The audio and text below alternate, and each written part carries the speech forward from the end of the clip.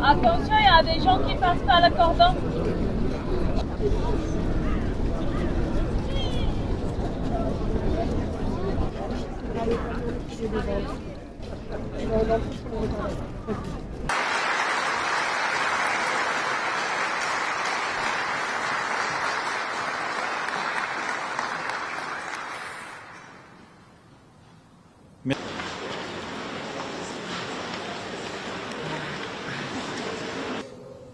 Depuis plusieurs mois, sur la base de vos propositions, par le travail de la ministre, de ses équipes, avec les vôtres, nous avons œuvré. La conclusion s'impose, c'est celle qui est aujourd'hui révélée, oui, celle du projet Louvre, Nouvelle Renaissance.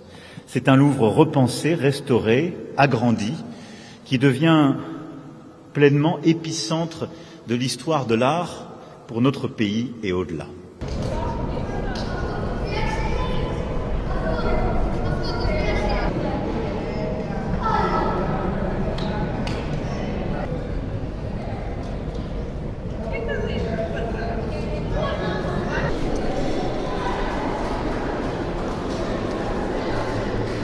Pour agir de manière efficace sur l'ensemble justement de ces sujets et permettre d'accompagner ce grand projet, il y a évidemment sa planification que vous aurez à conduire. Et Madame la Ministre, en lien direct avec vous, Madame la Présidente, auront aussi à préparer le financement de tout cela, avec en particulier une tarification différenciée, plus élevée donc pour les visiteurs étrangers venus de pays non membres de l'Union européenne. Madame la Ministre, ce projet permet de moduler les droits d'entrée, aura vocation à s'appliquer également à d'autres musées ou monuments, devra entrer en vigueur au 1er janvier 2026.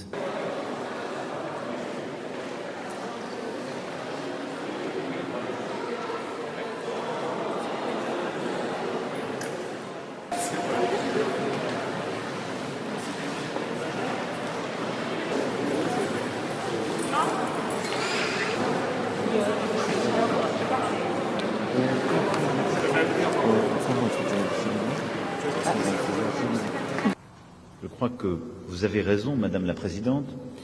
La création de ces nouvelles salles sous la cour carrée doit permettre d'installer la Joconde dans un espace particulier, accessible de manière autonome par rapport au reste du musée et doté pour cette raison d'un titre d'accès propre, mais aussi de conditions qui permettront tout à la fois une fréquentation de la salle des États différente et peut-être plus apaisée, mais également des conditions d'exposition, de présentation, d'explication qui iront avec ce que la Joconde mérite.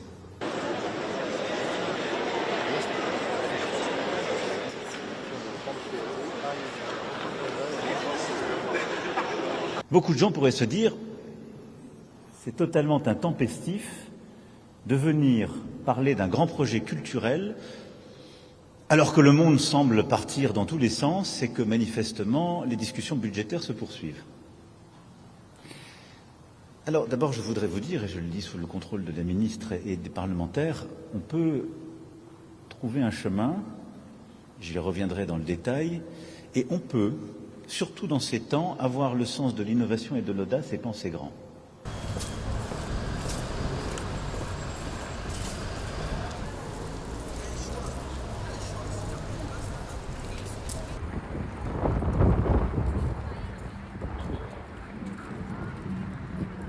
Tout ce projet aura à être conduit pour qu'il puisse être finalisé en 2031.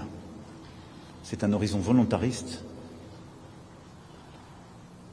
mais faites-moi confiance, ça avance mieux ainsi. L'ambition ne se dilue pas dans le temps, elle se porte à chaque instant et je sais que vous saurez la conduire.